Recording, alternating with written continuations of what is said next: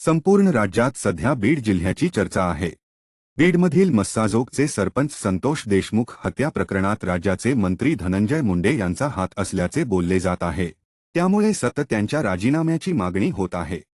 अशातच आता सर्वपक्षीय नेत्यांनी राज्यपालांची भेट घेत मुंडे यांच्या राजीनाम्याची मागणी केली आहे। त्यामुळे आता राज्यपाल काय निर्णय घेतात याकडे सर्वांचे लक्ष लागलेले आहे। मंत्री धनंजय मुंडे यांना आता आणखी एक धक्का बसला आहे।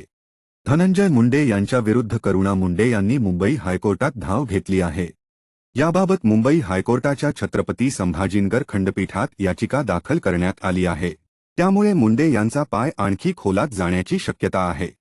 करुणा मुंडे यांनी छत्रपती संभाजीनगर खंडपीठात दाखल केलेल्या याचिकेत असे म्हटले आहे की धनंजय मुंडे यांनी भ्रष्ट मार्गाने निवडणूक जिंकली आहे। करुणा मुंडे यांनी परळी विधानसभा मतदारसंघातून उमेदवारी अर्ज दाखल केला होता, मात्र त्यांचा अर्ज फेटाळण्यात आला होता। मात्र धनंजय मुंडे आणि इतरांचे अर्ज मंजूर झाले होते। त्यानंतर 23 नोव्हेंबर 2024 रोजी धनंजय मुंडेंना विजयी घोषित करण्यात आले। मी 1996 साली कायदेशीर लग्न झालेली पत्नी असताना धनंजय मुंडे यांनी घोषणापत्रात 2 अपत्यांचा उल्लेख केला। मात्र पहिल्या पत्नीच्या नावावरील मालमत्ता आणि इतर माहिती लपवली।